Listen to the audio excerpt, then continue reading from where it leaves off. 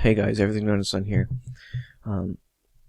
It is Monday. It is a holiday where I am right now, so obviously I have the day off, and there's absolutely no lack of prophetically significant news. Lots of stuff happening related to wars, hacking, Russian hacking, and economic troubles, and just all sorts of morality things. This one happens to be from the New York Post, nypost.com, and it's about the economy. It's about what we might see, what we might need to get used to. Venezuela is on brink of a total collapse. The Marxist paradise, once worshipped by such Hollywood naifs, I don't even know what that word means. Let's look at that one up. This is your "What does a word mean" part of the video. Naive, okay. Ingenuous, there you go. It's a different form of naive. As Sean Penn, Oliver Stone, Danny Glover, Michael Moore is now forcing its citizens to work on neglected farms. The celebs haven't been singing praises of Venezuela quite as loudly as they did when Hugo Chavez led the country until his death in 2013. For a good reason. Under his hand-picked successor, Nicolas Maduro, things have gotten far worse. Home to the world's worst economy, Venezuela is beset by severe food shortages, riots in the streets, hyperinflation that's closing in on 700%. World oil prices have plummeted, and Venezuela relies on oil for 95% of its income. Now, I read a story where, I don't know if it was the IMF or some agency, predicted about 1,500% inflation in Venezuela, and so they're collapsed as it is. I mean, there's no way they can pay their debt. Oil prices will continue to go down because demand is going down and supply is increasing as ships wait outside of harbors to empty their cargo, their load of oil. And Venezuela's already, they're already fighting for food in the grocery stores. All these things. And like I said it before, I think prophetically the world needs to move to one world government and one world currency, a mark of the beast system, where no man can buy or sell save he that has a mark. I think for everybody to kind of give up their sovereignty, their country's fiat currency, I think something catastrophic has to happen. And I think that catastrophic thing would be a complete worldwide economic collapse.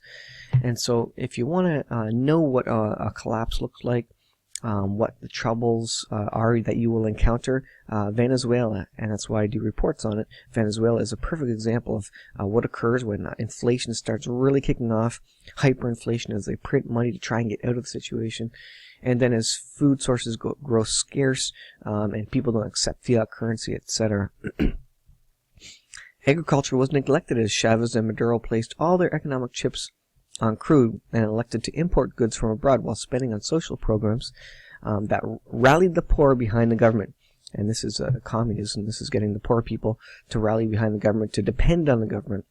And you notice agriculture was neglected, and that's why you as homesteaders should get out there and plant a garden, because as soon as this goes down, store shelves will be empty. You're going to have to rely on yourself to grow your own vegetables, food, whatever. So it's always good to have a store of seeds. And fresh water obviously is a key. And Venezuelans are finding that out now. They are forced to now grow whatever they can, but many of them wouldn't have been prepared for this because they didn't know what was coming. We in the Western world, North America, can look at this and say, you know what, this is likely going to come to our countries as well.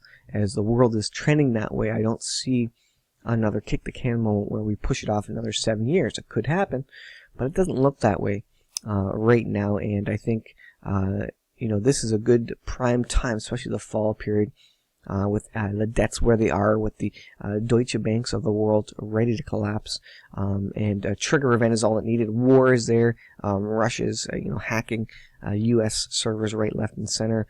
There's all sorts of war going on, as well as the South China Sea, and you can see how all these things add up. And how could they not?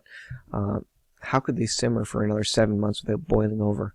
I don't know that that's or 7 years, or whatever number of years. I don't know if that's possible. The article goes on, but now Venezuela has no cash to import food or other essentials, and because Chavez nationalized so much industry, it has no private sector to compensate. So because they went communism, and the communism is failing, all the other people, hardworking people that had their own companies, gave them up, or were forced to give them up. They're not there to backstop it. Now, you will get the free market coming up. The free market always tends to rise. So you'll have black market, free market enterprises which are building up, but they're very small right now. They can't handle the amount of food and supplies, whatever, that the masses want. So it's going to take time for the free market to help the situation again. But it will come up eventually, but that may be years down the road where it gets to a point where there's big enough companies to actually feed the country again, big enough farms. Plus they need a currency to pay for it. So their fiat inflated currency is worthless. So now they're basically falling back to a barter system. And like I say, this is all a template of what very likely could occur in North America, U.S., Canada, other Western countries when the economy collapses. And it's likely. I think prophetically, I think it's likely it will. That's how I see us coming about to accepting a one world government and a one world currency. So Maduro has now issued an executive decree that all subjects, all workers, to being forced to work for 60 days. So now they're forcing people to work in the fields, growing badly needed food. Economically, the move makes sense. Morally, it's barely one step up from government-sanctioned slavery. That's absolutely right. There's no incentive for them to really get in there. There's no big boogeyman, war like there was in Britain. When there was a war, people voluntarily went out to work on the farms and the fields to feed the soldiers that were at war. But they don't have a big boogeyman like that right now. They just have a collapsed economy, a failed communist state there. Venezuela is on the brink of total collapse. What happens next won't be pretty, and not even the country's Hollywood fans can still sing its socialist praises. So there were people who supported communism, and there still are people that support communism. They think it works, and they think they control how far it goes. But now you're seeing how far it's going to go. It's going to move into slavery, absolute police state, and this is not good. You need a free market there. You need supply and demand. You need price discovery. For there to be fairness, for there to be employment, proper employment where there's incentive to actually work. So, as I think about the big picture of it and where it could be going, I think you need to be ready. I'm ready. I could always be more ready, but I think you need to be ready. And also, it means that the Lord is going to return soon within our lifetime, because these are the things that we expect to happen, and I think this will push us into a one world government and a one world currency.